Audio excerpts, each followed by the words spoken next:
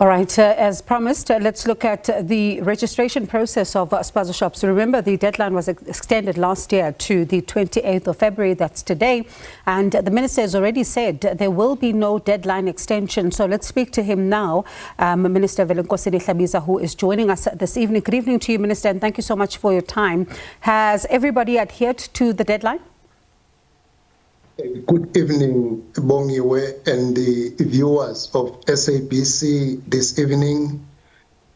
Yes, people have responded during the extended period to make their applications, but I'm aware even up to this afternoon when the municipal offices were closing, some were still saying we are here to make our applications, but it's still open in the online portal in those municipalities with that platform.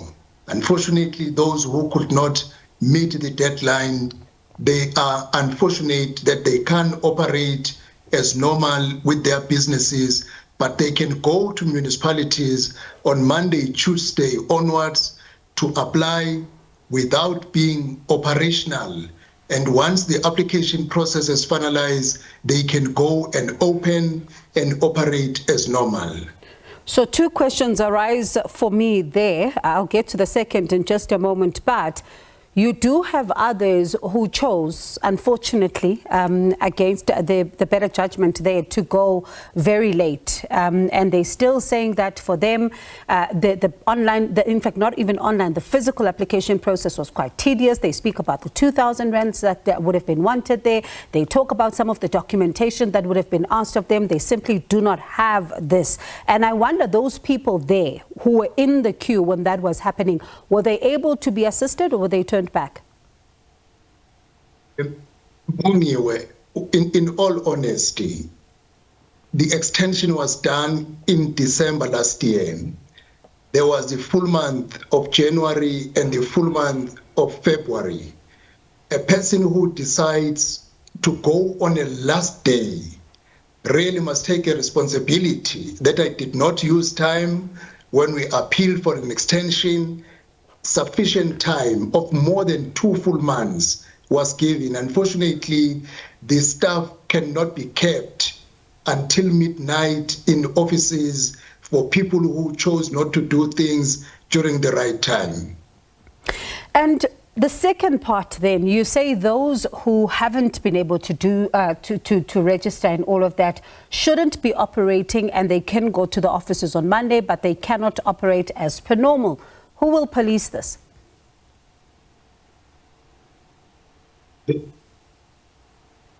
At a national level, we will be collating information at a municipal level on Monday, and on Tuesday, we are receiving all the information.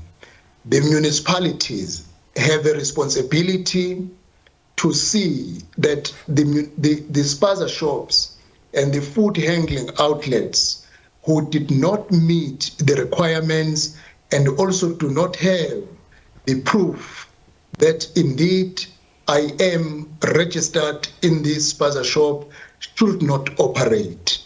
Our systems, once we have got all the required information by Tuesday next week, will be activated in terms of monitoring and unfortunately closing down any outlet or Spaza shop that we will find operating, working together with the police, health inspectors, and everybody that is going to be part of the monitoring process to ensure that only those who applied and met the requirement continue to operate in this small business. Is there a capacity, though? And I ask this because we've seen in the past, even as the issue of Spaza shops was coming into focus, not just now, for a few years now, the issue of capacity is a huge one. And you look at municipalities who they cannot even enforce bylaws. In some of these municipalities, they're found wanting. Some of them say that they simply do not have the enough resources. How are you going to ensure that there's a sustainable approach here, that you're not in one area today, you clamp down, tomorrow they open, you move to another?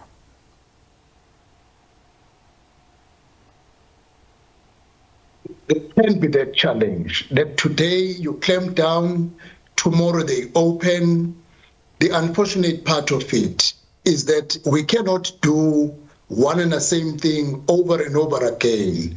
If you have been shut down and you decide to open the following day, unfortunately, the law will have to take a further step, actually arresting the person, because deliberately and persistently a person is breaking the law. That is why we made an appeal that let us do the right thing. It is unlike that the government just overnight said, you do this, and if you don't, you can't operate. It's almost 3 months. Yeah. If you know you are not going to meet the requirements, don't operate the business, follow the process, ask the assistance, so that you do not have an unfortunate scenario where arrest will have to be activated if you do not want to comply with the law. Have you seen maybe some of the Spaza shop owners registering on behalf of others, and that would be foreign nationals in some of the cases? Yesterday, I went to Utswane, site number 7, where the registration process was going. I met people physically who said we are here to finalize application on our behalf, and we even spoke to them that as you have taken this step to register, go and run this business, because fronting is not going to be allowed. Yes, there are applications which we were shown as for foreign nationals and which are being verified with Home Affairs, whether these people qualify to be in South Africa as asylum seekers or refugees or business people to invest in our country. Once that process is finalized, they will be granted accordingly.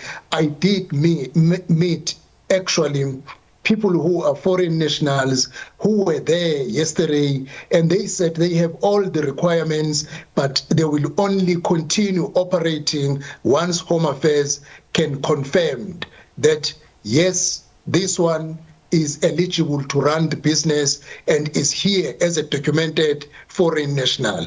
If not, unfortunately, the fronting is not going to happen, and a person who applied is the one who will operate the business. We saw the MMC in Tshwane in conversation also with our reporter, Patricia Visache, speaking about the fact that officials also need to be meticulous in this particular process and ensure that there are no instances where we see officials taking bribes when it comes to this process. How concerned are you about that very aspect? We indicated to our officials, because we also spoke to them, that the credibility of the whole process lies in their hands. And for our communities, it is not a right thing to pay for something that you do not have to pay for. Because unfortunately, once this is discovered, you will lose your money, you won't get the license, and you will not be able even to operate. The right thing that you must do, if you don't have documentation, follow the process, get the documentation. If you are a foreign national, unfortunately, documents cannot be produced.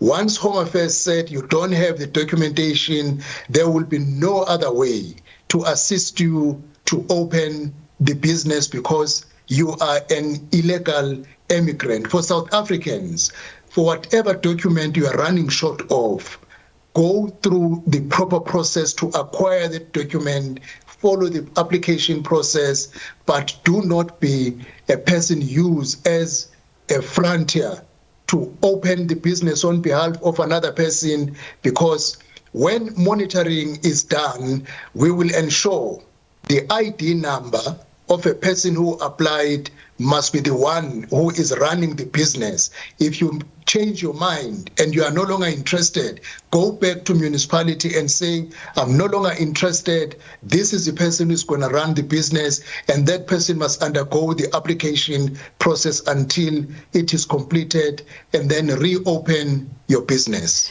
Minister, allow me to shift gears slightly now and take you to KwaZulu-Natal. What's the latest with regards to the situation on the ground? The situation in KwaZulu-Natal is very unfortunate. As we know, we have lost a number of people. If you go back in the morning, we were looking at the report throughout South Africa, but if you go back from the heavy rains in December to now, it's 20 people in KwaZulu-Natal, which is the highest number throughout South Africa. And the situation still doesn't look good, as we are still expecting more rains. And we want to firstly convey our apologies to the latest families who lost their loved ones, especially even those who lost one member, but there is one family who lost 3 members, which is a sad situation. We do want to appeal to our people. If there is no urgency, don't be on the road on a rainy day. People who are living on the floodplains, when you are requested to vacate the area, please cooperate. This is not for the government, but it's for yourself and for your family, because the unfortunate part, the people who are affected, Bongi, are people who are living in areas that are not humanly good for habitation, since they are on the floodplains, and sometimes the heavy rains occur at night when all people are asleep and unfortunately sweep other people away. And we are going to embark in a program where we want to engage eThekwini business people, the traditional leaders, the business people, to start engaging people on floodplains to be relocated with human settlement, and try to get some land where these people can be moved to before we experience worse than what we are experiencing now. It's one thing to engage with the traditional leaders and everyone else, but it's another for officials to then move the people out of those areas, because it's been years now. You do even have the legislature right now calling on municipalities to adopt a proactive approach. And one wonders, though, what needs to happen for people to be forcefully removed from those areas and be relocated elsewhere, because that is a dangerous situation which happens all the time, and early warning systems themselves are simply also lacking when you look at what is taking place. In the morning, Pauline, I used a term to our team: let us move faster. One, if you want to relocate people, you must get land, which is an alternative where you are going to relocate them. You must have the means to put up the shelter that will give them dignity. And this is what we are engaging human settlement.